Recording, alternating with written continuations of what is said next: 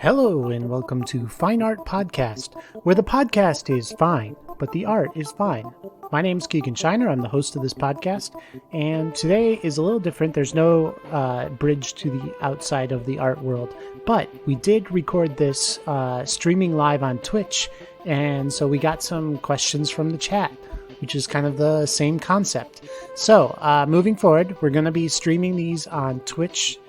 It's twitch.tv/Fine Art Podcast. It's very easy to find. And there should be schedules, but generally we record on Sundays. So just kind of check in with the Instagram feed to find out what time, or check the Twitch schedule, subscribe on Twitch to find it. And that would be a good way. And what I mean by record on or live stream on Twitch, I mean, I'm still editing these in post for the podcast, but if you wanted to watch the raw interview, you can just stream it, and that way it makes sense too, because you can see the pictures that we're talking about as while you're listening.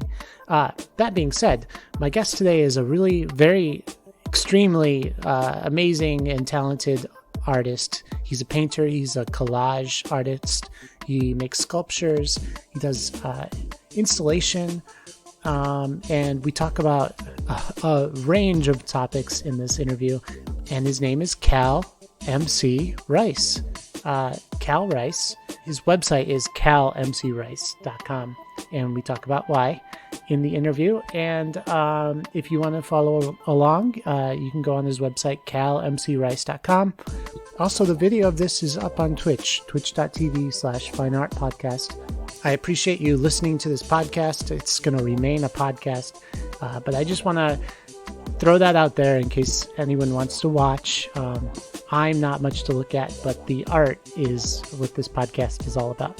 So without any further ado, I hope you enjoy Cal. Talking about pictures mostly. Video seems like the logical leap, even if they remain podcasts, in format, and like the idea of like an audio podcast. If people want to look at your paintings, I think it would make sense to start doing it on a video. So there are other podcasters who do Twitch streams of their podcast recording in the studio. Like famous people like Joe Rogan are doing this now, like where they have like YouTube streams, but it's you know what I have? Oh, is that what that is then? Is that like that's his podcast? Yeah, that's his podcast recording. Wild. I mean, I watch a lot. Not Joe Rogan so much, but I do. No. He's just an example of somebody I've seen do it. Yeah. Yeah. Well, that guy's like a legitimate like news anchor now. Not legitimate, but like I didn't mean it like that. But like I feel like he's like like elevated to another level. Have you watched UFC before or MMA? Yeah. I was like I kind of dabbled in watching it a long time ago. It didn't really stick. Okay. That's another like quarantine thing for me. I started watching it when hockey playoffs turned off. I just needed something live, right? But then I got like interested in the history of it, and I've been like I've gone back to like 2009, and I've been watching all of it. So that's what I like. I couldn't tell you anything about the UFC within the last 5 years, but there was a window of time where I knew a bunch of fighters, and it was like right. I'll try to watch this for a while. It's such a weird subculture, and there's like such a ritual to it, and my god, it's a strange world. It's so weird, yeah. And Joe Rogan, like, he was hired on originally for like their really old ones when it was like still fish hooking and like. And you would like order them like on VHS tapes or some shit like that. Yeah. It was like barely broadcast. And then they couldn't pay him because they ran out of money. Like the UFC ran out of money, and eventually Dana White, the guy who runs it now, bought it with some investors from the people who were running it into the ground. And then he was like, we need somebody to anchor this. So they called Joe Rogan and were like, hey, can you do this? He's like, are you going to pay me? They're like, no, but you and your friends can come for free and just hang out. And he was like, okay.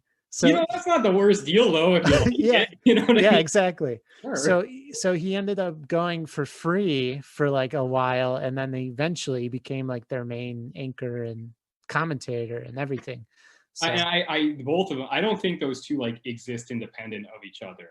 Like I almost feel like the UFC wouldn't be what it is at all. Like Joe Rogan like taught people how to watch the UFC yeah, podcast. I feel like, and likewise, like they made him kind of legitimate because up until that point, I think he was just doing like nonsense. He was just a comedian, you know. Yeah.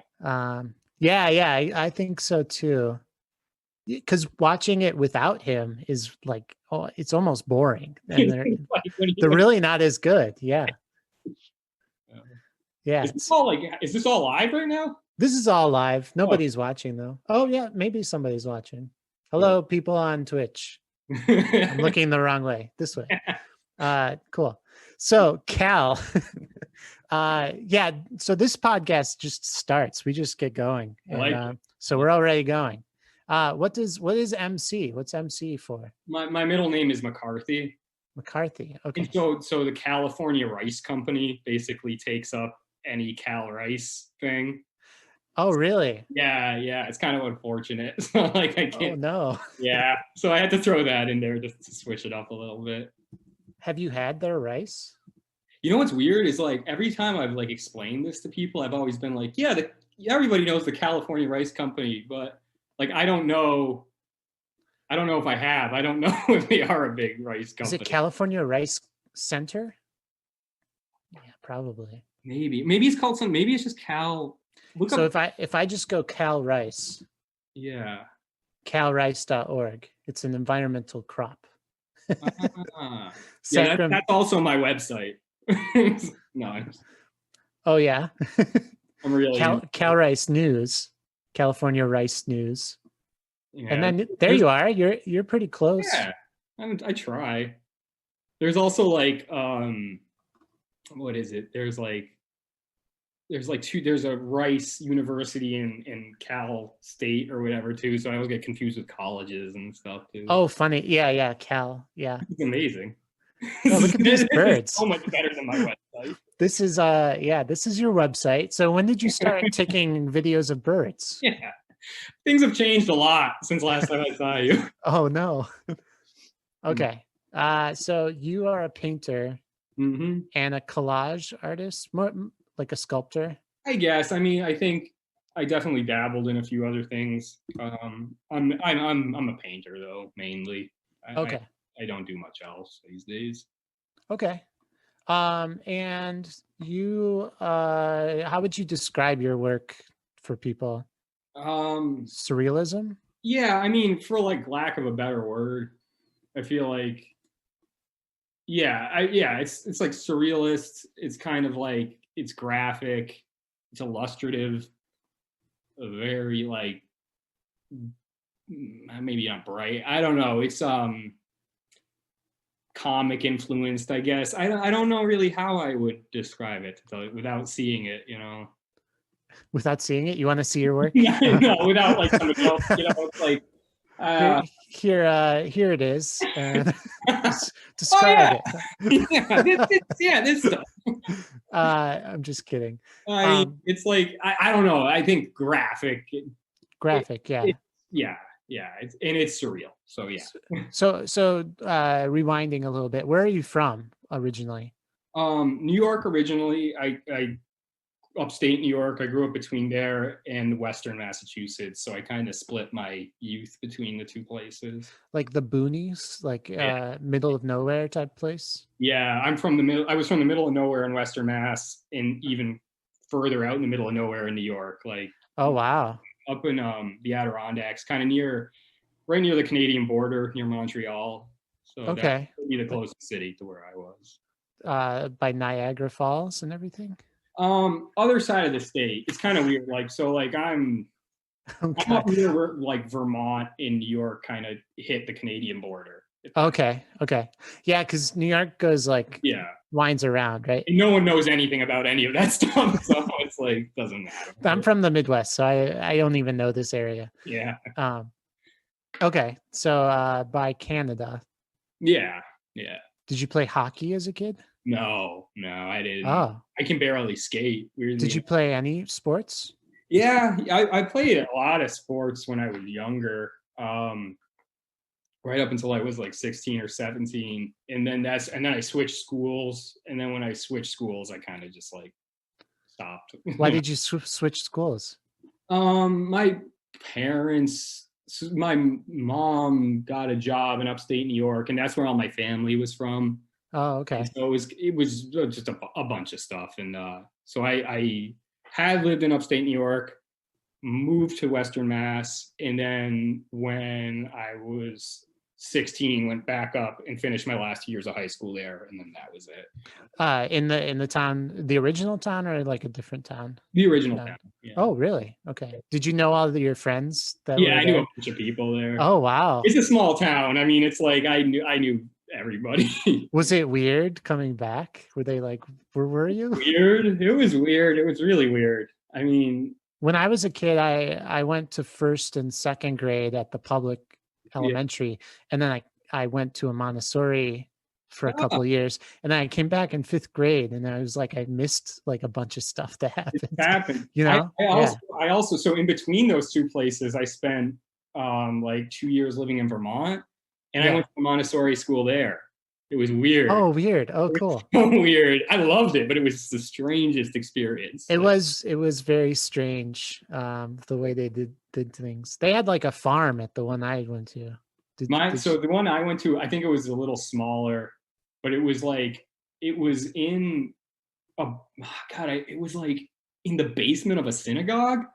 I think if I remember right. Oh In the my. morning, it was just like this giant room, this carpeted room, and we would all. I mean, it was a small school, but they would get all the kids in a big circle, and we'd sit cross-legged, and we'd all have tea in the morning, and it Oh was wow. like the start of the day. And then I went from there to like public school in Massachusetts, and it was like, geez, this is Oh not. no. No, you are in trouble with that Yeah. change. Oh, that's funny. So when did you start drawing? Was that always with you? As long as I can remember. I mean, Okay. yeah, I don't remember a point where I wasn't making some. What were you drawing as like in elementary school? Like Ninja Turtles or I was really into Star Wars and Spawn. Do you remember Spawn? yeah, I know I was Spawn. like obsessed with that. Interesting. Oh my god, I that was like how I learned to draw for real. I think by trying to like copy his stuff, and then like Oh. just a lot of cartoons, a lot of comics, things like that. Oh, cool. Okay. Do you still read that stuff? I'm starting to get back into some things, like dipping my toe back in a little bit. It's been a long time. It's been a really long time. I'm still to this day obsessed with Star Wars. Like I collect Oh yeah, yeah. vintage Star Wars collection and stuff, but I don't read a whole lot of comic books anymore. I'm into there's a couple. I'm really into it's much different than those kind of comics, but the comic book Frank? Frank, no. Like this guy named Jim Woodring. There's Okay. almost like no words. They're very. I think he's a painter as well. I didn't know that till after.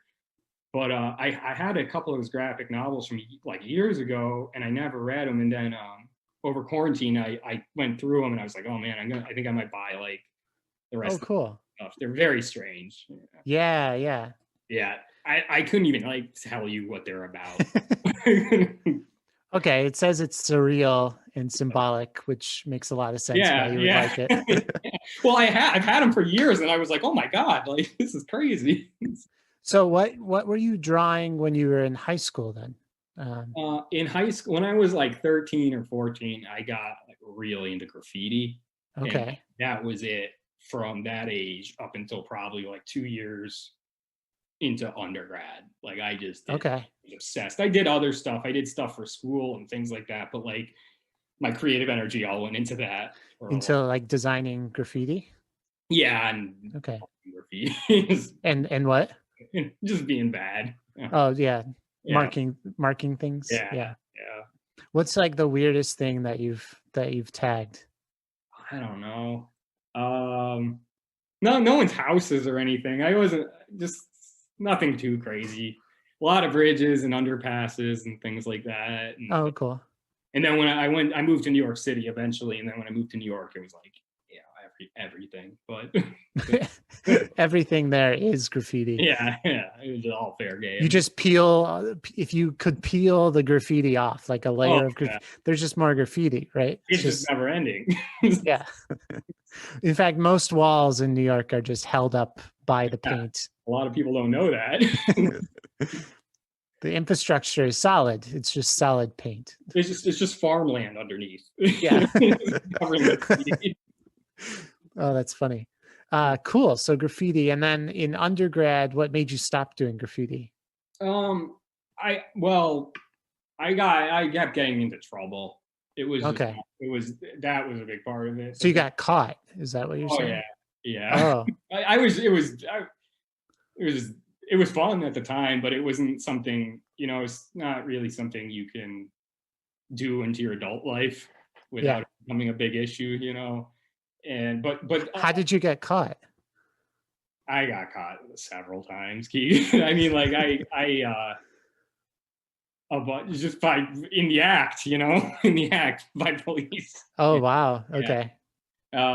But that at the same time that I was like kind of like hanging up my hat in the graffiti world, I had to go into school for illustration, and I really liked the program, but I even then like I knew I was never going to be an illustrator. I just didn't really have the chops for that. But probably like 2 years into my undergrad, the classes I could take opened up, and it was a really good program for illustration because like the guy who ran it was also a showing artist. He had been an illustrator, but like he was more of a fine artist, and a lot of the instructors were as well.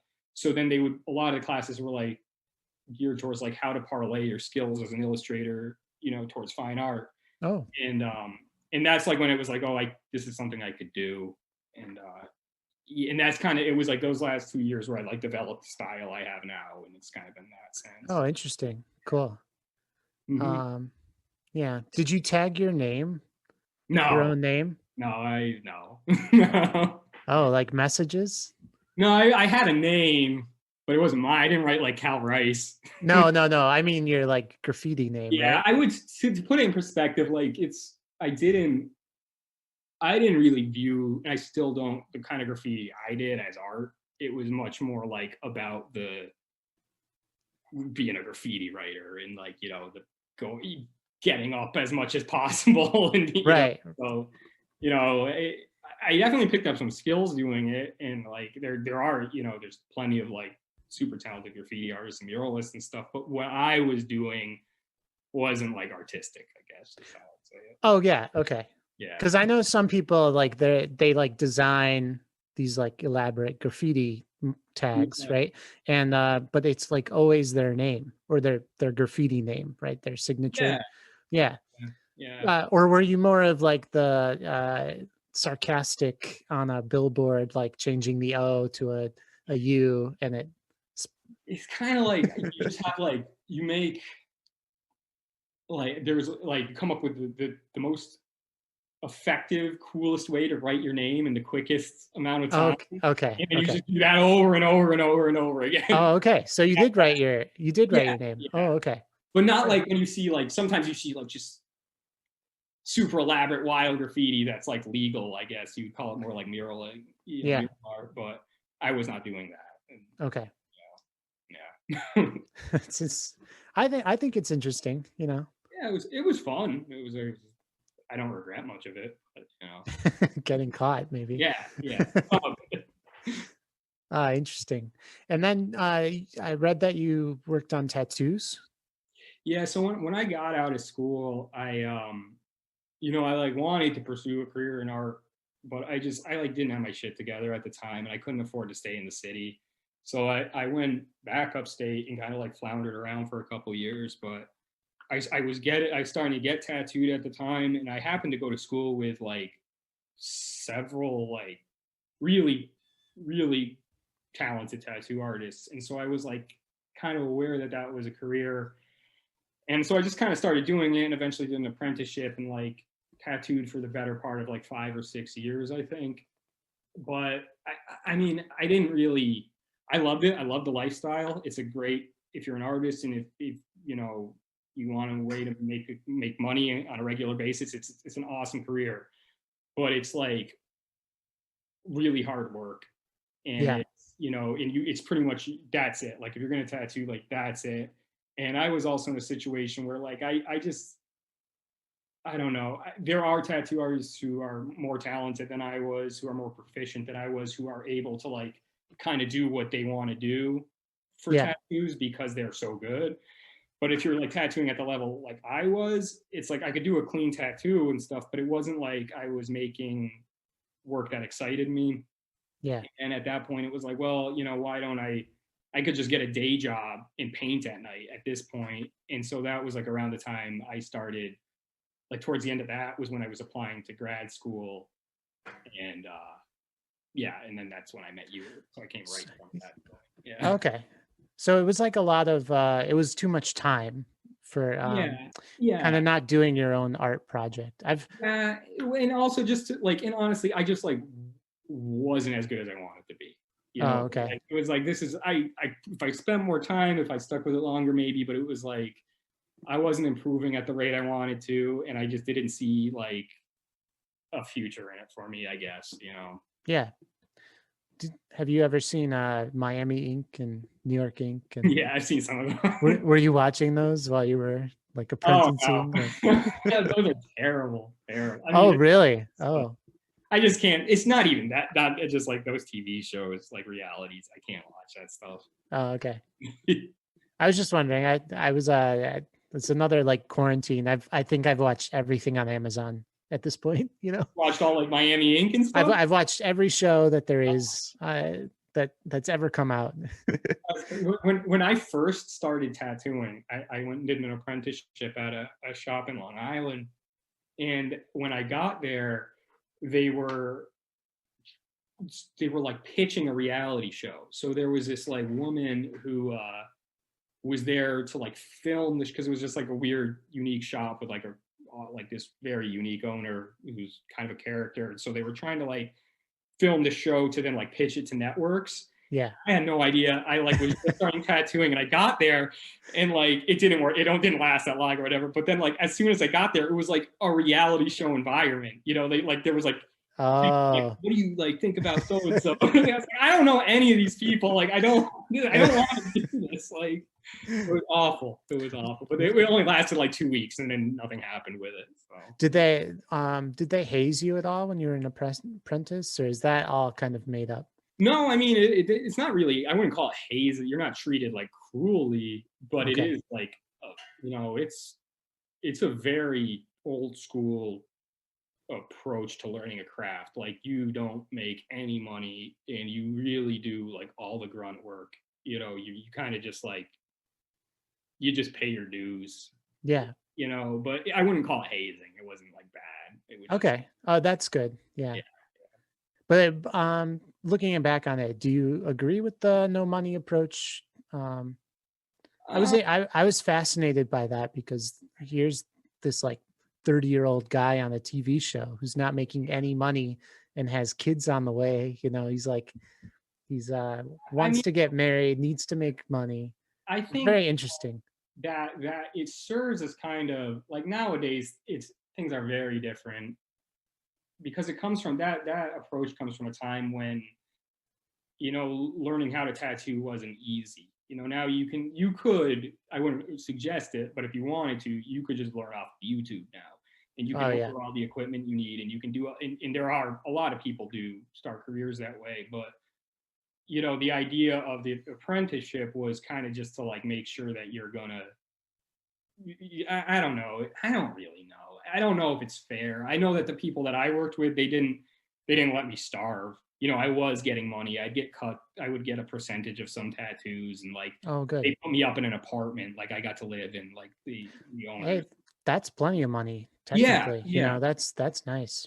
So I think that's how a lot of apprenticeships do work, though. It's like they'll, if they want you around, they'll find ways to keep you around. It was triggering for me because I started in the film industry and it was all unpaid internships was like the term there for Yeah. paying your dues. And, honestly, like people rose up and got great jobs from it. Um, it's a problem with the arts in general. Yeah. In paint, the art world, the fine art, whatever you call it, I think there is a lot of, because it's so desirable to be in film or to be a painter or a tattoo artist or a musician or all these things. There's so many people want to do that. It's so easy to take advantage of people, and I don't know. I've since I've gotten older, I've started not so much with tattooing, but in the art world, I have a lot of feelings about that. It kind of bothers. It's almost like the art world like eats its young. It's like you should be like lifting people up and trying to help them, but it's like, no, we're gonna like extort you for money and make you do our work. It's what? Yeah, it's a problem. Let me transition. Let's look at some of your work. When did you start painting? In undergrad. In undergrad, okay. I painted in high school, but not really, not like anything I would. Okay. That's similar to what I do now. Yeah, let's start down here with this skull and a tiny circle. This was acrylic on wood panel. It's called Phases, 12 by 12. You mostly use wood panel. Is that intentional? Yeah, I just like, I have this weird like methodology to how I work and like system, and it's like it has to do with like layering washes and stuff, and I feel like wood absorbs paint and it's a little more forgiving with painting with washes than like canvas is. Interesting. I don't know. I also like that it's like an object. It's like a thing, Yeah. By washes, you mean like thin layers of paint? Yeah. Okay. I mean, there's parts where I'll like put in like a solid layer here and there. You can probably see in there, but like for the most part, I work really slowly and like methodically, I guess. Okay. Yeah. Did somebody teach you this, or is this just kind of like the style you developed? It's just the style I developed. I'm not really great at learning things. I've tried to. This is just how this like what I do now is kind of like just an evolved form of like the Spawn drawings I was doing when I was a kid. Like it's slowly just built on itself, and I've like picked up techniques and like pulled them in over the years. And oh, interesting. Every now and then I'll like grab something else and start using that too. But it's kind of cool. My way of doing things. Hi, Peter and Evan. Oh, hey, hey, we're on Twitch. The Twitch worked. That's amazing. It was just Evan's birthday. Oh yeah, happy birthday. Happy birthday, Evan. Love seeing you too. Love seeing you. She says, hey, love seeing you guys. I love knowing you're there. Cool. So this skull that we're looking at, what was the idea here? So some of these paintings earlier on, that one right there was actually like when I was finishing up my tattooing career. About a year before I was going to start applying for schools, I didn't have a portfolio. I hadn't painted since undergrad really. So I like took this year just to like bang out a bunch of paintings to apply to schools. And that was the first one I did to apply to grad school. Yeah. So there's not too much behind it. It was just kind of like trying to paint again. So you like skulls and then what did something inspire like the blue line or were you like looking at anybody? At this point, not really. Okay. I mean, I think especially in some of these earlier paintings, like I was still very much like being influenced by like tattoo art, Tattoo art. Yeah. Okay. So I'm not crazy. Yeah. That's kind of what I was thinking. No, yeah, you're right. You're 100%. It's sort of graphic, and here's proclamation, acrylic and paper collage. Mm-hmm. So the collage is this moon, right? Yeah, and then down below, it's kind of hard to tell, but all that bottom stuff is like layered. Oh, okay. Yeah, it's not the best picture. So how did you like come up with this design, I guess? Because this is designed, because it has different panel boxes. I mean, it's comic book related because she has like a speech bubble. I mean, what I'll like for any of my paintings, there's not a whole lot of thought. Like I'll come up with like a really loose, like extremely loose sketch, like some lines, like literally just kind of like this goes here, and then it'll all be based around like one element. So like I wanted to paint that character, and so I put that on, and then I build off of it. So Okay. it really isn't as much planning. I think it looks like my work is really like planned out. It's more that I just do it really slowly, you know? Oh, cool. Yeah. Okay. Wait, who is this character then? Um, it's just an old photo. An old photo. I couldn't tell you exactly. It's like a photo from the 50s or something. Yeah, I Okay. basically like messed with it and manipulated it a little bit, but it was I worked a, and I kind of stopped doing that too because I started to be like, where especially with older pictures, like I can't remember. I painted somebody once, and I just thought I'd found like a picture that was just like some random person. I can't remember who it was. And then somebody was like, "Oh, that's so and so." Like, and I was so Oh. yeah, I was like, okay, need to be more careful about that. But Oh, yeah, maybe we'll come across that. yeah, it's not on here. It's not on here. Oh, okay. But it would Okay. be like if I would try not to find like work from pictures that were like a photographer set out to make, but like I like pictures that make me feel some type of way or I got a feeling from and that, I wanted to paint. So. Interesting. Yeah. So does this mean anything to you? I mean, all of my work, all of my work is autobiographical in a sense. Like it's all kind of rooted in my own experience or events or people that I've known, but it's not really I'm not I don't really try to like make that known, I guess, if that makes Okay. sense. Like I would like for, maybe a feeling that's based on that experience in my life to come through. But beyond that, I'm happy with people like interpreting it how they like, and Okay. I don't. Okay. Hey, I'm just pitching softballs and Oh you yeah, can, keep them coming. Yeah. swing at them if you want. No, but I just say that because like sometimes like I'll get in that I'll try to like over explain something that doesn't require an explanation. Um, Yeah. Yeah. so now we're getting into that was the first painting I did at SMFA. So the grad school painting. Yeah. Your first one. Yep. What was this based on a prompt from a professor or I because think the first couple of things at grad school don't count really in my yeah, yeah. because they're strange and you're trying something new. So I don't know um if it was based on a prompt from a professor, but I will say that I do remember sitting down with Patty Loper and talking for a while about this painting. So I'm kind of thinking maybe it had something to do with one of her classes, or it might have just been a studio visit. But so there's a lot of framing here. Um yeah, it's like another wood panel. yeah. I can't remember the term. God, I think it's like a Flemish style of painting. I don't know that for sure. But there was like where people they would like create windows in boxes within paintings and Okay. kind of trying to do something like that. Yeah. Put one of my own pieces in it. Interesting. Yeah. So you painted on a window onto the board, right? Well, Or are these each individual pieces of wood? no, everything on there is just paint. Yeah. Okay. Yeah, yeah. Okay. Because it could So there's be, I not even mean, a window. It's all flat. yeah, you could have nailed these together, Yeah. painted them different colors. And here's your first like faceless guy uh in a hat, which comes up several times. This one's called Untitled from 2016. Yeah, so that's another one I applied to grad school with. Okay. These aren't in chronological order, I see. but Okay.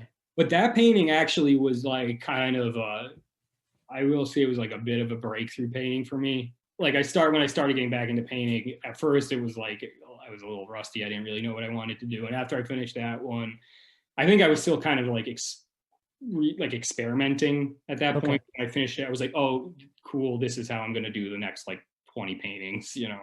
Yeah. So when you do these, do you draw on the wood like with a pencil and then start Yeah. painting? Yep. Okay. I draw the main things on. I'll add stuff with just paint after I'm Okay. more secure with where it's going. But for the most part, I'm pretty like obsessive compulsive. I map everything out. Interesting. Okay. Is this based on anything or just kind of a collage of different Kind of a collage. I mean, yeah, it kind okay. of is.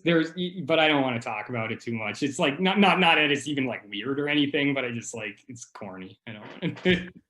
I'd love to hear it. I'd love to hear the corny. No.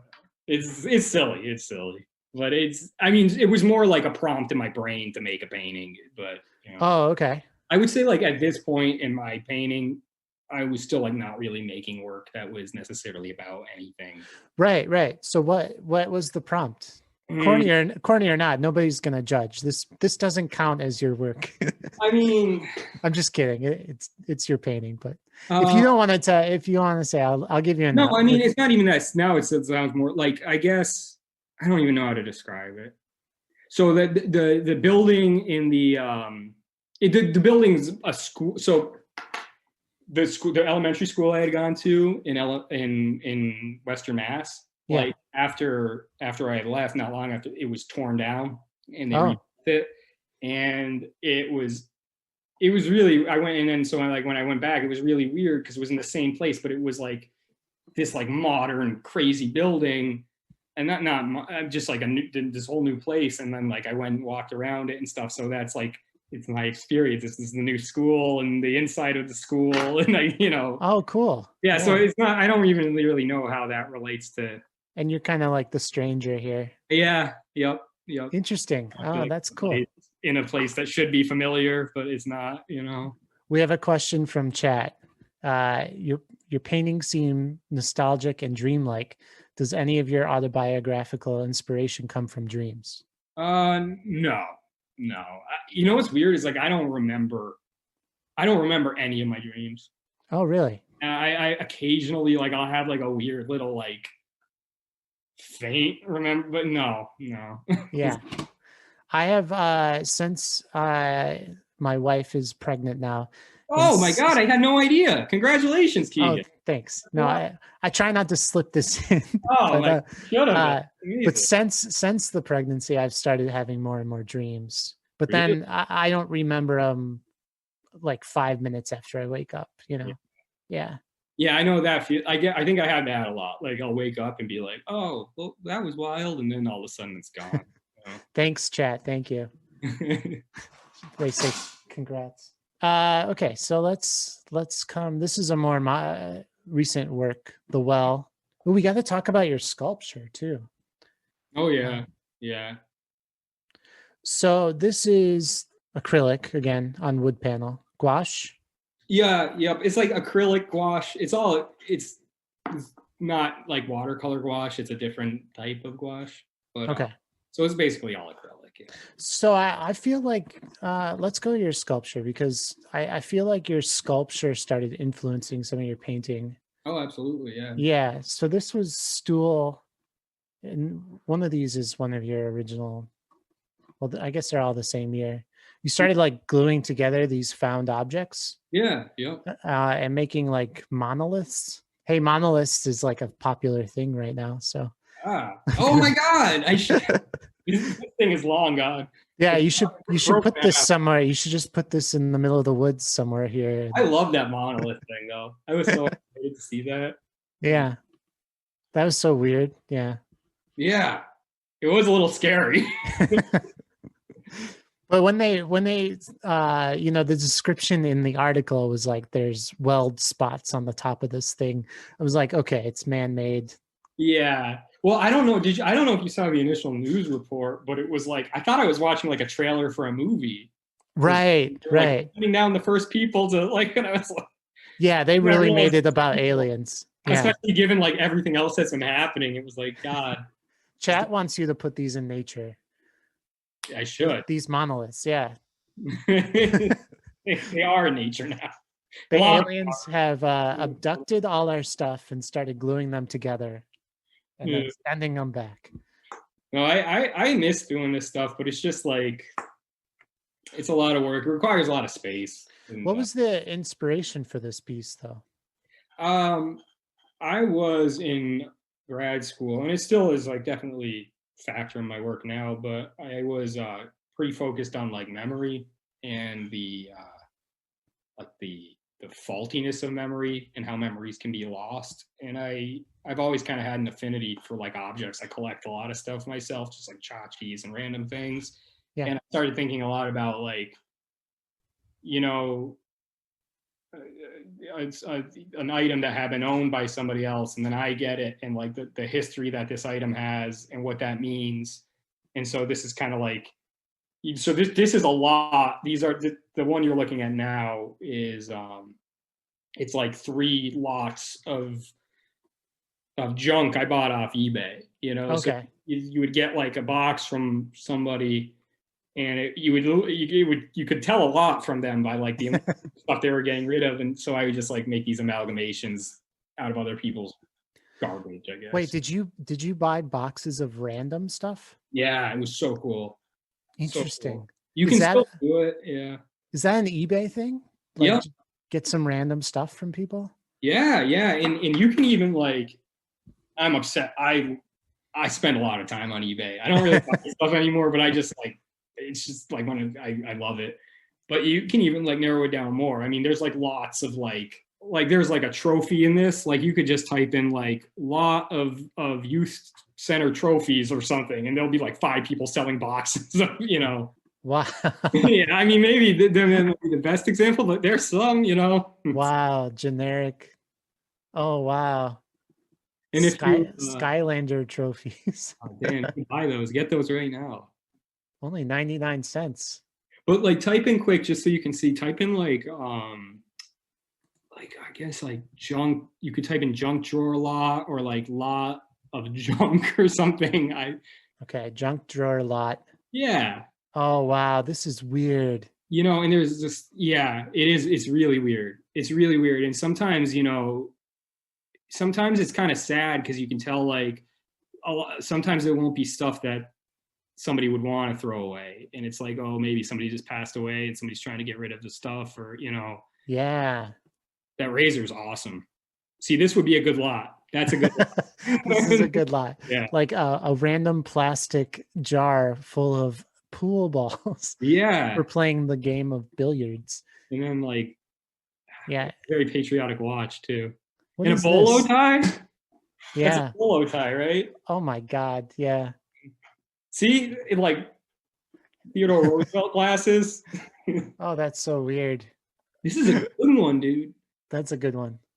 See, like, aren't you kind of curious about who that was? Yeah. And somebody will buy that, and then they'll have it, and then that, you know, and then that goes on and on and on, you know. Sick bolo tie. Yeah. Chat says sick bolo tie. It looks awesome. Wow, that's awesome. So that's how you got all this stuff. Yeah.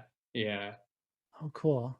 You know, and I pick up stuff on the street, and I've had to kind of stop doing that in recent years, but yeah, I love weird things, you know. It's fun finding stuff, yeah. So this is like a lot of found art, obviously found as in found on eBay, some of it, but yeah, and these are like also practical.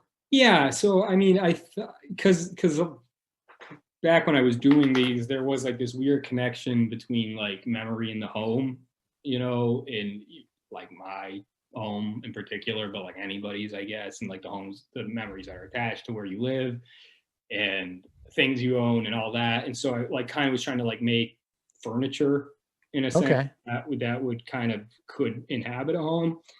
I never really saw this idea through completely. I feel like, well, I guess I kind of did with the installation I did, but yeah, you know, it was almost like I felt like I had something there, but I didn't quite hit it. You know what I mean? Yeah. Here's the installation, general correspondence, and it was basically a room of this stuff. Yep. Yeah, and it was like crazy. I saw this in person. It was like a crazy amount of stuff. Like inside of the inside of things had stuff inside. You know, it was like it's like, I mean, Inception making this though is like exactly what I shouldn't be doing. Just like it's given like my personality and the thing, like it's just so it was like unhealthy for me. You know, like but it was too much. It was a lot. Yeah. Yeah. And like, and then even the process of like getting rid of this over time, you know, I've like I still have 2 buckets of big bins full of just crap, you know. I don't know. It's like the prime crap though. It's the stuff I can't bring myself to get rid of. Yeah. Oh, interesting. Yeah. Mm-hmm. Yeah, I collect stuff too. Like that's kind of my like I still have all the magazines from when I was doing collage, and like Yeah. I don't want to get rid of them, but like what am I going to do with Rolling Stones from 1976, you know? But you understand that instinct, you know, there is I like do. once you have something, it's like, you know. It's neat. Yeah, it's just neat. Yeah. Yeah. It's hard to throw away. Oh my God. Yeah. I'm kind of getting ready to move from Alston over to Brighton right now. And I'm like, I'm gonna throw away a lot of stuff or get rid of it in some way. I just need to like I need a clean slate right now. Chat's agreeing it's the worst. So, They say it's the worst, and they're doing yeah. it. Yeah. So we're on to, but you can see. All right. So going back to your paintings, you can kind of see like these sculptures. I think in some of these, Yeah. like the well, for instance, you see like the influence of like those crazy. Yeah. I mean, I'd say I went the other way, kind of like I was doing both at the same time, but then it was like I was making these little sculptures at the same time I was painting these things, and then it was like, well, why don't I make one of these paintings? Like, why don't I make one of these environments? Oh, okay. That's there. It, not directly, but like, and that painting you're on now actually was in the general the installation. So okay. painting on the wall in the installation. And, Ah, yeah, you know, so they kind of like they're related. You know? yeah. Cool. And so let's go to one we haven't talked about yet. So return flights, one of your newer ones. What's the beginning of this painting? Are you sketching it on paper? Yeah. So to start, yeah, what I did originally, and this is how like almost like all my paintings, I wanted to I did one of the travel grant things in grad school. I went to Denmark, and it wasn't, this isn't what I got, this isn't the food, but I remember, I can't remember, I flew back on like a really nice airline, like a Scandinavian Air or something, and I just got this food. It was just, it wasn't like super unusual food, but it was like super unusual for a flight. And Yeah. it was just like it was just, I felt so out of place, and I was like in this weird little like space with all these people from other countries, and I had this like tray of food that like just didn't make sense for a plane. It was very good, but you know, and then so I was like, I wanted to draw airplane food, and so I got really into I almost bought a bunch of old retro airplane food trays at one point, but Oh. I was drawing trays of food. Oh, okay. Retro airplane, and so that was one of the drawings. And I was like, I want to make a painting around this. And, This was one of the drawings. yeah, just the food itself, just the tray without the character. Oh, okay. To begin with, and then I like wanted to put it into a world, and so I was like, oh, this is where the idea came from. So okay. And then how do you like place everything when you're making this painting? I have like a weird, I have like a kind of like it's very like design related, I think, you know, but I don't know, like a professional designer, graphic designer or something would probably hate it, but there is like a weird system. Like I have all these like rules that I follow, and it's like I try to abstract things to a certain extent, but like within that abstraction, there's still like a system to how everything's laid out, and lines can't intersect at certain points. And so I have like this rule book, and I have an image, and then it's like, okay, now I'm going to use this rule book to create a painting around. You have a rule book, or in my head. You have a physical? No, okay. Yeah, I should write it down. Oh, I'd love to ghostwrite your rule book. That'd be so fun. Oh my God, there's a lot. So perspective in this painting is, chat says Cal's rules of composition. Yeah. We get like all the kids drawing this stuff. So like there's perspective here, right? But I don't think it's not perfect. Is that intentional? Yeah, for sure. Okay. I mean, it's I lack the ability to paint realistically, you know. Right. Okay. It's not even, you know, that's definitely part of it. But it's also like I just don't, you know, I find things that are harder to read more engaging, I guess. So even with something like this, it's like I could paint the inside of a plane more accurately than that for sure. But I think that's kind of boring. So I try to like. I mean, it looks like a train, you know? Yeah. Yo, no one knows what it is. And then it's clearly like also a doctor's office and a bank. I've heard so many things. Yeah. You know, the other weird thing is like sometimes you have these like geometric shapes that just pop in. Mm-hmm. What is that? What's going on with that? So that relates back to my like rules, you know, like if there's a section that I don't think jives with the rest of the painting, then I'll just like create a shape to replace it. If that makes any sense. You know what I mean? So it's like, it's almost like I'm like censoring parts of the painting or something. But I mean, that might not even be describing it right, because it's not like I like, for instance, that shape was planned out ahead of time, but it was like it's like a it's like a composition. They're like compositional tools, I guess. You know? Okay, like yeah. So the ear is obviously not part of this body properly. Yeah, yeah. Chat says just put a bird on it, and let's move on. This is a great painting. I really like the color choices, obviously, and it looks retro, which is I never go back into paintings. That I'm like literally pulled that out last week. I'm going to do some more stuff to it, I think. Well, an artist is never done, right? No. Okay. So Happy Hour. This is old too. Mm-hmm. This one's newer. Now we're into stuff from my last show, so these are all newer paintings. Okay, cool. So Play School, Rock and Robot, gouache, acrylic paint, wood panel, 2020. Mm-hmm. And now we're seeing like collage. We're seeing The Shelter from your earlier work. Mm-hmm. You're using a lot of red now. Yeah, I've been on a kick. I'm about to get out of that. I think I just did my last red painting. So. Yeah, what's with the red? As chat says, as somebody who uses red all the time, they want to know more about the red. I mean, there's not too much to say. I think that like I don't think too. I'm in my red period right now. I guess I did that. I did a painting before this one that was similar, and I really liked how it came out. And I guess I just kind of like painting out of such an intense color. It's kind of a challenge. And it forces you to be a little more graphic and to have to like paint a little harder. Yeah. And, I guess I really liked the aesthetic of that. But the first couple, I didn't love how they came out. So I think sometimes I'll just try to see something through, you know. And so I did like 4 or 5 like this. In kind of in a similar way. And I like and just finishing the last one now. And so, yeah, like this is red and.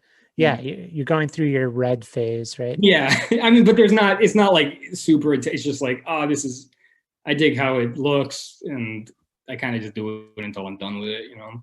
Yeah, CAD red light and a light ultramarine blue. Yeah. True Dr. Giggles says that's their current obsession. Yeah, the beautiful colors. Yeah, but it pops, right? I guess it's glowing. It's to me, it's like coming off the page, basically, or coming off the panel. In your case, it kind of makes sense with the fire here, you know. Yeah, I was like, I was going down when I did this one. This like, I still am obsessed with like, do you know what like bushcrafting is? No. So it's like you can just these people who. It's all over YouTube. It's like a thing that's existed before YouTube, but people who, it's like just going out in the woods with like nothing and building like forts in a camp, you know. But I really love watching that stuff. I'll watch like hours of it. They don't talk or anything. People building forts. And so I wanted to build one, but I can't. So I painted it. So you did it on painting. Interesting. Did you have this radio at any point? So I didn't, but I used to go to a babysitter's house who did. And that's like an older version of the original one. The Play School Rock and Robot's like a famous toy, you know. Okay. I don't know, something about like finding like an abandoned camp in the woods, you know, with some sort of record there as well, like a tape, there was something so weird about that idea for me, but I didn't want to just like have a tape recorder. I thought this would be like a little more Interesting. interesting, so Yeah, yeah. yeah. And it wouldn't play quite right? The sound quality would be Yeah, bad, you know. your clue. uh yeah. Have you ever been camping? Do you go camping? Oh yeah, yeah. I used to Okay. go, like, especially living in upstate New York, like a lot of Okay. yeah. Not Cool. a long time though. I went this summer it was the only time I left the city during the pandemic. I just went, and me and a couple friends we rented like an island. Oh, right. Was that an Airbnb? No, I mean you just get it's like I'm from the Adirondacks, and it's like all parkland up there. So Okay. for like $20 a night, you can rent an island on a lake. Oh, nice. Yeah, it's wild, but That's cool. there's nothing there. It's not very luxurious. This one's last call. So this has like a bunch of characters in it. Are any of these, first of all, are any of these characters like from pop culture? Were they all like original Cal? They're all original. Yeah. Yeah. Okay. I'm trying to think, like that cartoon characters kind of like they'll be like based on like time periods of cartoons or something like that, but like they're all mine. Yeah. Oh, good. Good. So this is like a bar. Was this pre-COVID? Yeah, actually, the show, I had a show open the week the quarantine started. Oh, okay. So all these paintings were for that. Like it still went up and everything, but it was like a digital opening. But it was weird. The name of the show was Cancel Your Plans. Oh, and all the paintings were called like Last Call and things like that. And then like it was like, oh no. Oh wow. It. Interesting that collided. Yeah. Yeah, it was weird. It was weird. Yeah, this is just really interesting. And you realize like barely anyone's in the foreground is looking at each other. And is this based on any experience or? At the time when I painted this, I was bartending and working in a restaurant and like serving food and stuff. And so I think that was just like on my mind, like the end of the night, wrapping up, Yeah, okay. And here we have more like weird hands. What was the inspiration for this painting? I guess I'll just ask directly. I mean, just that. Okay. I'll like have a general idea. Like I can't even really pinpoint what about like that, and that's how it works. In the same way that there'll be like the airplane food or Last Call at the end of the night. There's certain things I'll be like, and I really can't tell you exactly what it is, but there's things that I find interesting, or I think there's something to it. There's something that I like am drawn to. Okay. And that will be based on just that alone. So there's no like super deep story to it or anything, but it's like there's something about the end of the night. Are some of them like symbolic of like people that are there? And I mean, I plug myself into a lot of characters. They're not like supposed to be me, but that ends up happening. Interesting. But even then, not really. I don't. I hesitate to say that. Like it's. Yeah. They're kind of just like generic people. I guess. I like the lighting too. Thanks. It's like orb lights. Yeah, the orb lights. Yeah. Yeah. Chat says you're a prophet with the show. Yeah. I don't know about that. Like something's gonna happen. Which one is your newest work? This? Yeah, probably. Or on your Instagram? My Instagram would be the best. That's yeah. Yeah. This one, right? Yeah, that's I'm finishing that up now.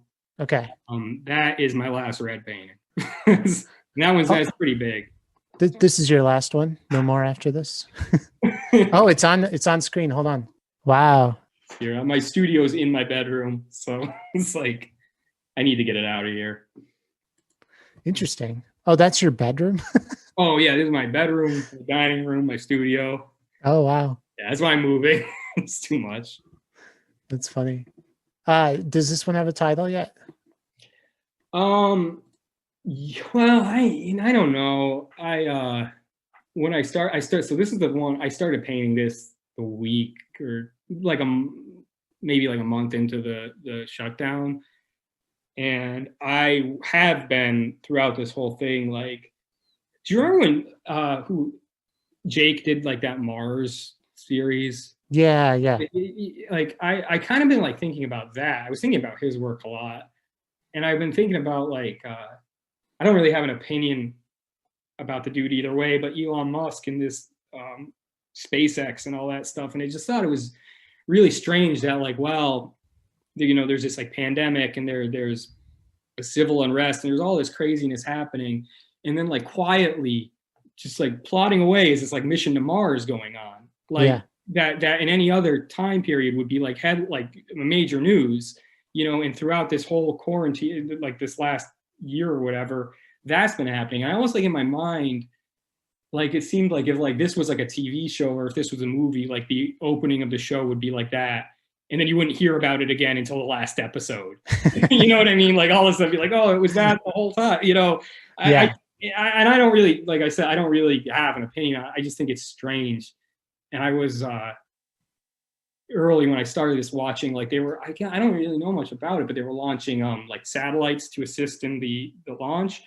And so I was watching those, and they'll stream them live. And so I found out like the schedule, and I would just like throw them on and listen to music while I painted. It was weird. It was weird. Yeah. So this is like the insanity on Earth in Mars above us, you know? Okay. That's interesting. Yeah. And then like the void of space. And it's like, and I've been thinking about this like the concept of like entropy and how we're like always like moving towards this unknown, you know, and that like ties into the space travel, but just in life and the world in general. And so like that was like, that's it. It's just like the celebration of the unknown, I guess, you know? Yeah, that's cool. Yeah. It definitely has that Ray Bradbury Martian Chronicles look behind it, you know, with the red planet and everything. For sure. Yeah. And I've noticed that your collage, like rigid 90-degree angle lines of collaged things has like turned into more organic objects, like more squiggles. Yeah. Yeah. Which is cool. It's kind but you're still using like all that stuff, you know, like and like there's a house down at the bottom, and there's a little, if you look in the very bottom in the middle down to the, go down over, see the little man there? There's a little man too? I haven't painted him yet. There's a little action figure. It's a spaceman. Oh, cool. He's on it. Yeah. So I feel like that's going to be, when I finish that, the painting is going to be done. Oh, nice. Yeah, this is really interesting. Thanks, man. I'm happy with this one. Yeah, I like the cat, you know. Yeah, cats go viral, you know. This painting could go viral for sure. Just like hashtag cat. Yeah. And everyone would like this. Yeah, for sure. Instagram. Here's like a detail of the skull from your original painting that we talked about. I haven't painted, so I don't like to paint skulls because I feel like they're like, especially for like me and like being a tattoo artist and stuff, I feel like they can almost be a little hacky. Oh, okay. I would try not to paint skulls, but when I wanted to in this, and I was just thinking, was like when I went to apply for school, like the first thing I did was just like little skull, and now I did this paint, and it's like just that skull is bigger than the skull in the painting I did back then. Oh wow! You know what I mean? Like that painting is like 1/16 the size of what I just did. It felt. I was like, oh, look at that. That's awesome. Yeah. Oh, that's cool. Have you ever tried anything other than acrylic, or do you just I started with oil. I mean, well, in high school I used acrylic. In college I used oil, and I like oil paint. I'm not super great with it, but I enjoy it. I just like the simplicity of acrylic, though. It's very, you know, it's fast, and it's like I really like. There's something about the idea of like you know, it's like all you need is like, I need like 2 brushes, a cup of water, and like some like this like tube of paste, and that's it, you know, and like a piece of wood, and there's no other mediums, there's nothing else. It's just that. And I don't know, it's almost like a haiku. It's like simple and perfect, you know, in my mind. Yeah. Do these dry duller than this, or that's dry in that picture? Okay. Yeah, I mean the lighting's bad in here. I don't know how to. Do you ever have problems with the paint kind of going dull on you when it's acrylic, or? I think that was, I mean, that's why that would be the argument for not using acrylic, but not now. I mean, okay, these paintings will I'll probably be gone before they start getting dull. You know yeah, what I mean? So not your problem. Yeah. Yeah, I was just wondering because sometimes I notice what brand I think of they were in the sun. I think that acrylic paint is definitely doesn't have the lasting power of oil, but okay. take care of them. They're all right. Well, cool. Hey, this has been fun. I don't know if I don't want to keep you too long because sometimes I drag these out and everyone gets really tired and grumpy. No, no, I'm happy to do it. No, yeah, this is fun. Yeah, right. Yeah, it's a good time to start a podcast. Everyone's free. You want to hang out longer? You want to watch TV? So do you do tattoos now? What's your job now? No, I don't tattoo. I mean, I've been on unemployment for a while, but okay, we've been doing some picking up a lot of side work and in selling paintings. Good. Recently.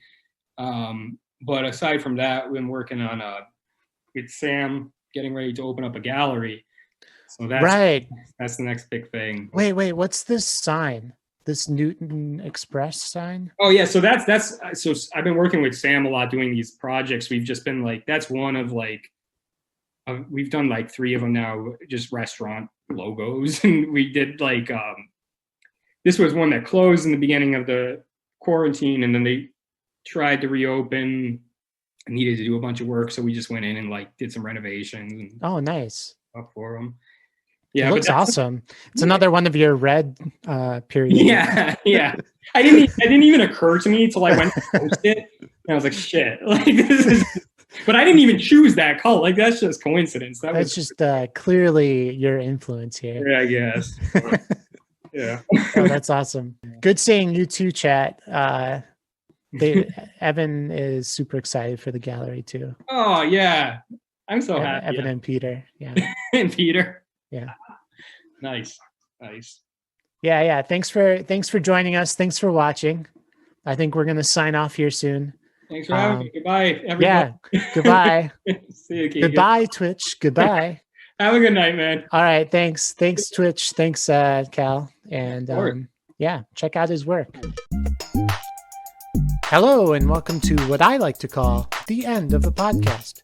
Thank you so much to Cal Rice for coming on this show. I love your work, and it was really fun talking to you about everything. And it's so surreal and strange, and it's fun trying to nail it down in a conversation, even though I don't think I came close to doing that. Also, thank you to the Twitch chat. I have to say, I really like having a Twitch chat to lean on. So thank you so much for tuning in. If you are interested in tuning in live, it's Sundays at 9 Eastern has been the time slot I'm aiming for. It's a little late, so maybe Sundays during the day at some point as well, or different times on Sundays. Just expect that. Thank you for listening, and I hope that you like this podcast. If you did please subscribe. Don't miss an episode. Also, subscribe to our Twitch channel, twitch.tv/fineartpodcast. I'm also on Instagram at fineartpod, at fineartpod, not podcast. Somebody made a fine art podcast in college, I think. It was a college project, so that name is taken. Anyway, thank you so much for listening. I will talk to you soon. Bye.